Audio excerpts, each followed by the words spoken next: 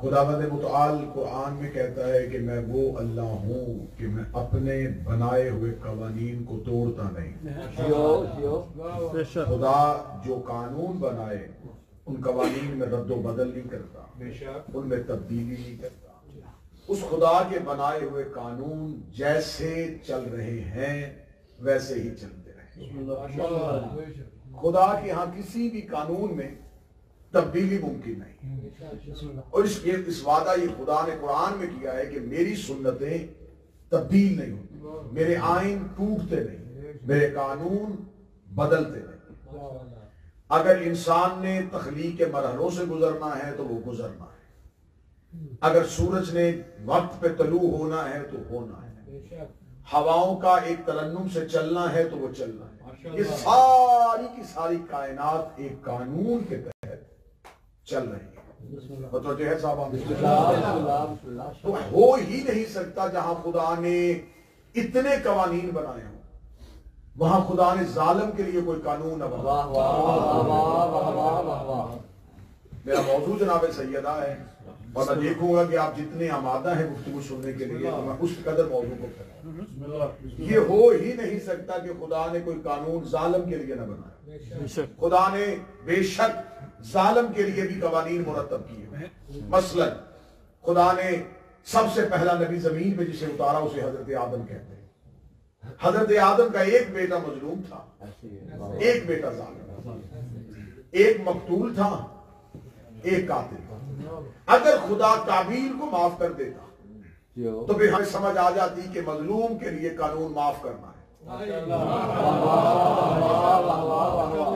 جو ظالم ہوگا اسے اللہ معاف کر دیتا, لیکن خدا نے قابیل کی قرآن میں مذمت کر دی. پتہ چل گیا کہ خدا کا قانون ہے کہ وہ ظالم کو معاف نہیں کرتا. اگر خدا نوح کے بیٹے کی مذمت نہ کرتا تو ہم مان لیتے کہ خدا ظالم کے لیے قانون اور رکھتا. اگر خدا فرعون کو نیل کی لہروں میں نہ ڈبوتا تو ہم سمجھ جاتے کہ خدا کے ہاں ظالم کا قانون معاف کرنا ہے. اگر خدا نمرود کو مچھر کے ذریعے نہ مرواتا تو ہم سمجھ جاتے کہ خدا کے ہاں قانون اور ہے. قابیل سے لے کے آخری ظالم تک جب خدا نے کسی بھی ظالم کو معاف نہیں کیا تو یہ کیسے ہو سکتا ہے کہ رسولوں کے ظالم کے لیے قانون اور ہو اور بطول کے دشمن کے لیے قانون اور. جہاں خدا رسول کے دشمن کو معاف نہیں کرتا متوجہ ہے بات کی جانب تو یقیناً خدا بطول کے دشمن کو بھی معاف نہیں. اب ہمارے لیے سب سے بڑا لمحہ فکریہ یہ ہے کہ ہم جب جناب سیدہ پہ گفتگو کریں گے تو ہمارے سامنے بہت سی ایسی چیزیں کھل کے سامنے آ جائیں گی کہ سیدہ پہ بات کرنی ہے تو صاحب دیکھیے ہمیں بہت احتیاط سے اور بہت محتاط ہو کے چلنا ہے. اور پھر دوسرا یہ کہہ دیا جاتا ہے کہ یہ متنازع موضوع ہے, اس سے دل آزاری ہوتی ہے. اگر سیدہ کا حق پڑھنا دل آزاری ہے تو میرا خیال ہے کہ مسلمانوں کو پوری دنیا میں اذان بند کر دینی چاہیے, کیونکہ لا الہ الا اللہ کہنے سے ہندو کی دل آزاری ہوتی ہے, جیسے لا الہ الا اللہ کہنے سے ہندو کی دل آزاری ہوتی ہے, محمد رسول اللہ کہنے سے عیسائی کی دل آزاری ہوتی ہے, علی ولی اللہ کہنے سے منافق کی دل آزاری ہوتی ہے. ایسے ہی بطول کے قاتل پہ لعنت کرتے ہوئے بطول کے دشمن کی دل آزاری ہوتی ہے. تو اب ہمیں دیکھنا ہے کہ ہم اچھے اور احسن انداز میں اس تاریخ کے باب کو اپنی نسلوں تک کیسے پہنچائیں. یہ جو بزرگ باریش افراد جنہوں نے ایک دور گزارا ہوا ہے ان کے لیے یہ باتیں اس لیے مشکل نہیں ہے کہ انہوں نے ایک آزاد فضا میں سانس لی ہوئی ہے, انہوں نے ایک بہترین ماحول دیکھا ہوا ہے. یہ اس دور میں زندگی گزار آئے ہیں جہاں برداشت تھی, جہاں گفتگو کرنے کا سلیقہ تھا اور بات کو قبول کرنے کا فن لوگوں کے پاس تھا. آج کے دور عدم برداشت کا دور ہے, رویے سخت ہو چکے ہیں, لہجوں میں تبدیلی ممکن نہیں ہے اور ہر انسان کے ہاتھ میں دوسرے کو کافر کرنے والا معیار موجود ہے. لیکن ہم نے یہ جو چھوٹے بچے بیٹھے ہیں یہ نسلیں میری شیعت کا کل ہے. جن بچوں کو ہم اکثر مجلسوں میں کہہ دیتے ہیں بیٹا چپ کرو, ان بچوں کو مجلسوں میں آگے بٹھایا کرو کیونکہ یہ آنے والی شیعت ہے. اب ہم نے اپنے مذہب کو ان نسلوں تک منتقل کرنا ہے. اگر ہم ان نسلوں کو گونگا کر دیں گے تو انہیں پتہ ہی نہیں چلے گا کہ اہل بیت کے مذہب میں ظالم اور مظلوم کا معیار کیا تھا۔ اب موضوع جناب سیدہ ایک ایسا موضوع ہے، جناب سیدہ کی ذات وہ ذات ہے جس میں مسلمانوں میں کوئی لڑائی نہیں۔ اب تھوڑا تھوڑا میرے ساتھ بولتے آئیں گے۔ جناب سیدہ کی ذات میں جھگڑا نہیں ہے، مثلا جناب امیر المومنین کی ذات میں جھگڑا ہے، یہ ماننا پڑے گا یہ جھگڑا ہے۔ ایک مکتب کہتا ہے کہ علی پہلا خلیفہ ہے، ایک کہتا ہے چوتھا، ایسا ہے یا نہیں؟ علی پہ جھگڑا ہے۔ امام حسن پہ جھگڑا ہے۔ امام حسن نے صلح کی تھی یا معاہدہ لکھا تھا، کس کو مانا تھا کس کو نہیں مانا تھا، جھگڑا موجود۔ امام حسین علیہ السلام نے بیعت نہیں کی تھی، کیا افکار تھے کیا نظریات تھے، جھگڑا موجود۔ جناب سیدہ پہ جھگڑا موجود۔ کوئی یہ نہیں کہتا مسلمان کہ یہ رسول کی بیٹی ہے،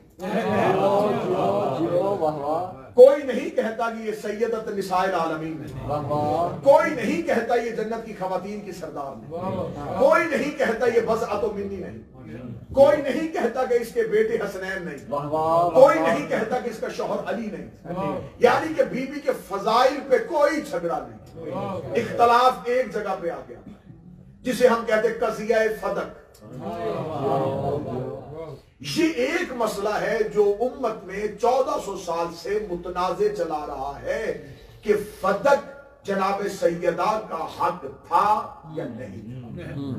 اب اس موضوع پہ اتنا کچھ لکھا جا چکا ہے، اتنا کچھ پڑھا جا چکا ہے، اتنا کچھ بولا جا چکا ہے، لیکن ہر دور تقاضا کرتا ہے کہ جناب سیدہ کے اس حق کو ہر دور میں زندہ رکھا جائے۔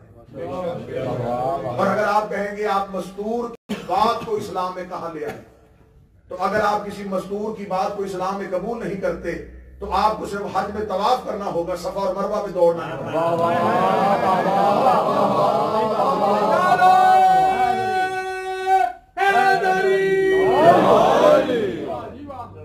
صفا اور مروہ پہ دوڑنا کسی نبی کی سنت نہیں، ایک مستور کی سنت۔ اب جناب سیدہ سلام اللہ علیہا یہ مطالبہ کیوں کر رہی تھی اس میں بولا جا چکا، فدق کہاں سے آیا تھا اس میں بولا جا چکا، اور یہ لفظ فدق جو ہے اس کے ساتھ ایک لفظ بولا جاتا ہے باغ فدق۔ باغ عربی زبان کا لفظ نہیں ہے، باغ فارسی کا لفظ ہے، یہ عربی ترکیب میں نہیں ہے، یہ فارسی ترکیب میں۔ جب باغ فدق کہتے ہیں تو ذہنوں میں آ جاتا ہے ایک باغ، جبکہ یہ ہے جاگیر فدق جس کے اندر بہت سے باغات تھے، یہ جاگیر فدق ہے۔ فدق نام کہاں سے آیا، فدق کی وجہ تسمیہ کیا ہے؟ فدق جناب نوح کے پوتے کا نام تھا، نسل حام میں سے جناب نوح کی اولاد میں سے حام کی نسل میں سے ایک بیٹا تھا جس کا نام فدق تھا۔ اس نے آگے اس جاگیر کو آباد کیا، اس کو رہنے کے قابل بنایا، اس میں مختلف جگہوں پہ باغات لگائے، اس کی وجہ سے اس کا نام فدق پڑ گیا۔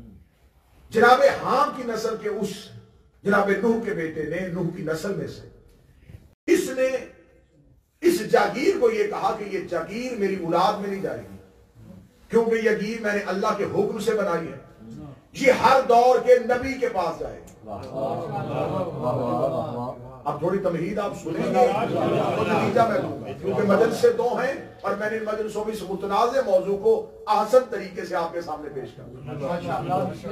اب یہ ہر دور میں مختلف انبیاء کے ساتھ ہوتا ہوتا جناب موسیٰ کے دور تک پہنچتا ہے۔ جناب موسیٰ کے بعد یہودی جو تھے وہ اس جگہ پہ آ کے آباد ہو گئے اور مسلسل انہوں نے رہنا شروع کر دیا۔ یہودی آباد رہے اور اس سالت ماب کے دور تک یہودیوں ہی کے قبضے میں رہا۔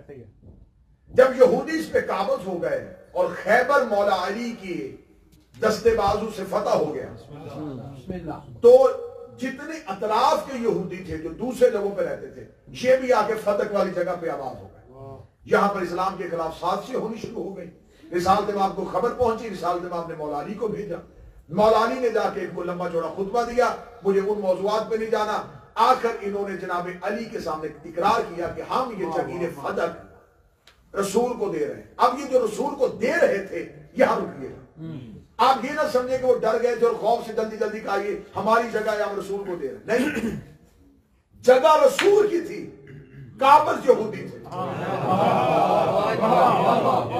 मैंने आपके सामने बड़ा मुख्तसर करके इसका बैकग्राउंड पढ़ा कि ये जनाब फदक जनाब नूह के बेटे ने बात की थी और उसने कहा था ये नबियों के पास रहेगी।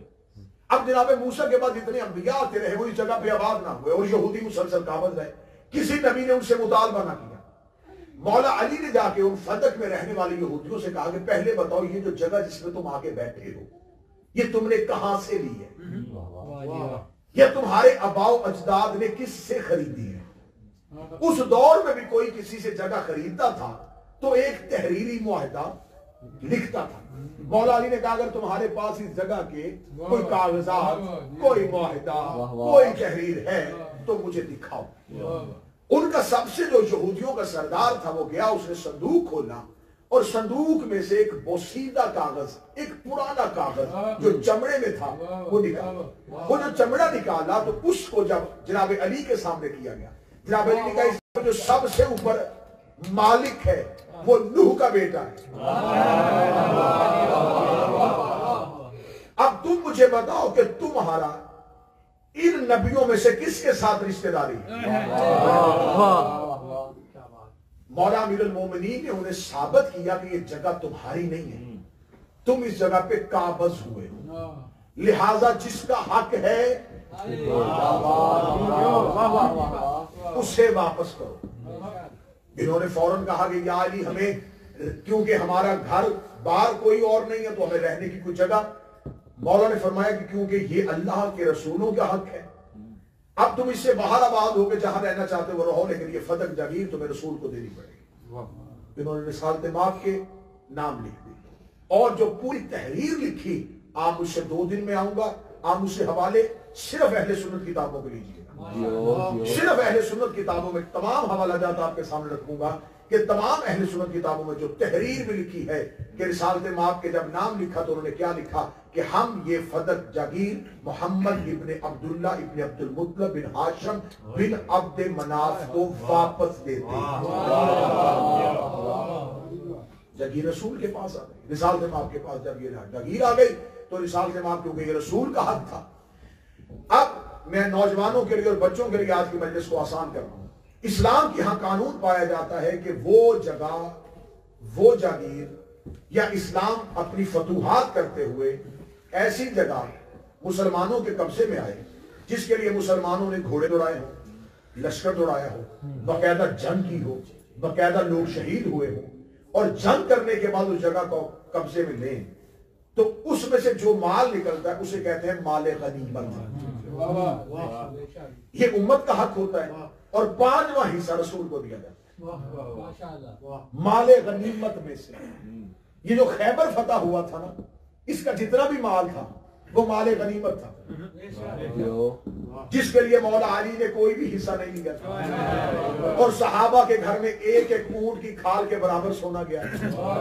और जनाब आयशा की रवायत आज भी किताबों में मौजूद है कि हमने जी भर के खजूरे गज़वा खैबर के बाद खाए।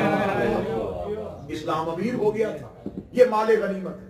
लेकिन जिस जागीर को फतह करने के लिए मुसलमानों ने घोड़े दौड़ाए हो न लश्कर दौड़ाया हो और वो रोब की वजह से मिल जाए उसे कहते हैं माले फै। अब तब तक ये माले फै था जब तक ये रसूल के पास पहुंचा, लेकिन जब रसूल की मलकियत में आ गया, रसूल के तसर्रुफ में आ गया तो रिसालत माप ने क्या किया।